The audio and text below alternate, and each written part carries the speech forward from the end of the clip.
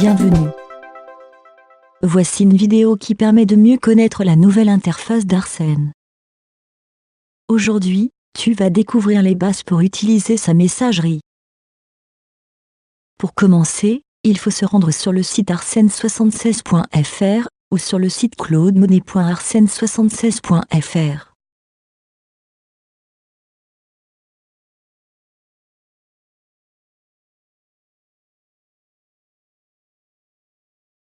Tu remarques que la page est quasiment la même, mis à part le titre en haut à gauche de la page.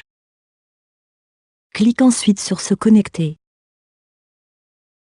Lorsque tu utiliseras Arsène, tu devras cliquer sur élève ou parent. Cette vidéo ayant été faite par un prof, il a fallu cliquer sur enseignant. Puis clique sur valider. Tes identifiants t'ont été remis par les professeurs de technologie ou ton prof principal. Tu peux les renseigner ici. Suivant qui se connecte, les menus ne seront pas les mêmes. Par exemple, un enseignant aura accès à des outils tels que sacoche, ou à des rubriques différentes que les élèves n'ont pas. Pour accéder à Pronote, il suffit de cliquer sur la rubrique Scolarité, puis de cliquer sur Pronote.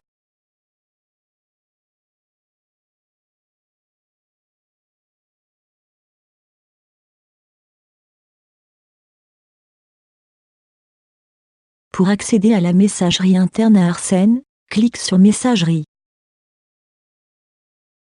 Je commencerai par l'effacement d'un message déjà reçu. Il suffit de cocher la case située à côté du nom de l'expéditeur de ce message, puis de cliquer sur Plus, puis sur Supprimer. Le message est ainsi placé dans la corbeille.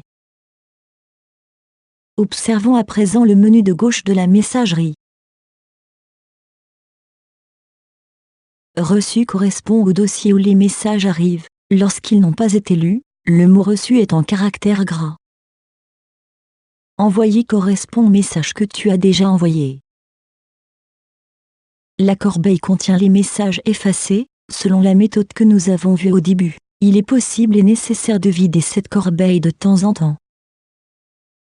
Le menu horizontal se trouvant en haut de la partie messagerie permet d'effectuer une recherche, d'accéder à ton carnet d'adresses, de filtrer les messages en affichant que ceux contenant un mot par exemple, et d'autres possibilités.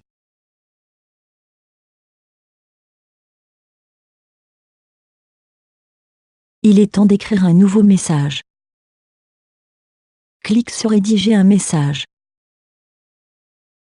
Il faut d'abord choisir le ou les destinataires de ton message, c'est-à-dire ceux qui vont recevoir ton message.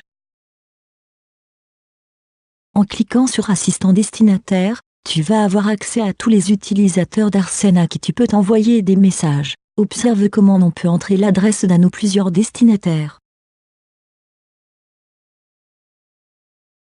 Par exemple, si l'enseignant veut envoyer un message à Monsieur Louaille, il lui suffit de cocher son nom et de fermer la fenêtre destinataire.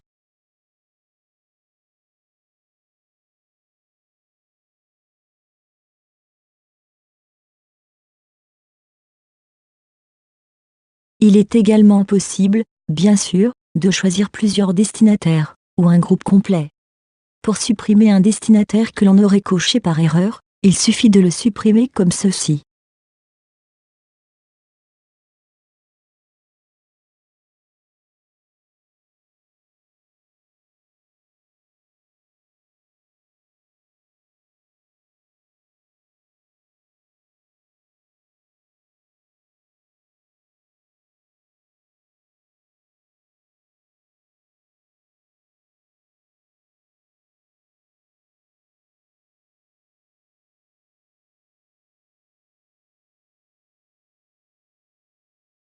Une recherche avancée te permet même de trouver des destinataires parmi tous les utilisateurs d'Arsène dans le département.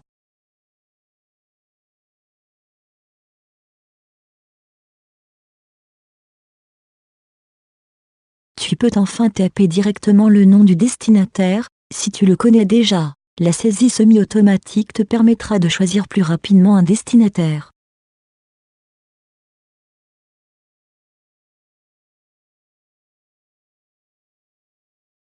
Au fur et à mesure de l'utilisation de la messagerie, ton carnet d'adresses va se compléter, à l'aide des destinataires les plus souvent choisis.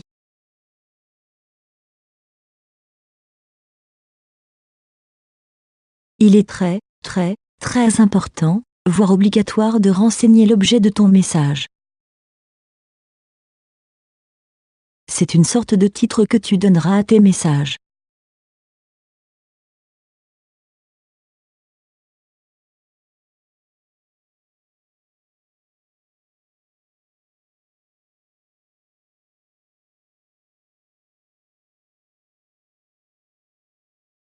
Arrive ensuite le corps de ton message. C'est l'endroit où tu vas taper ton texte principal. Attention à ne pas négliger l'orthographe. Quelques outils de mise en forme te permettront de mettre en valeur tout ou partie du texte.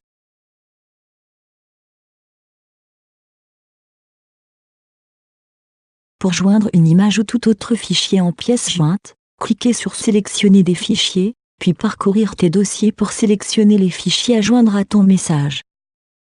Valide en cliquant sur Choisir. Pour terminer, il ne te reste plus qu'à cliquer sur Envoyer pour faire partir ton message. Pour cet exemple, le professeur a volontairement cliqué sur Supprimer le brouillon car il n'avait pas besoin d'envoyer vraiment ce message. N'oublie pas de fermer ta session Arsène lorsque tu auras fini ton travail.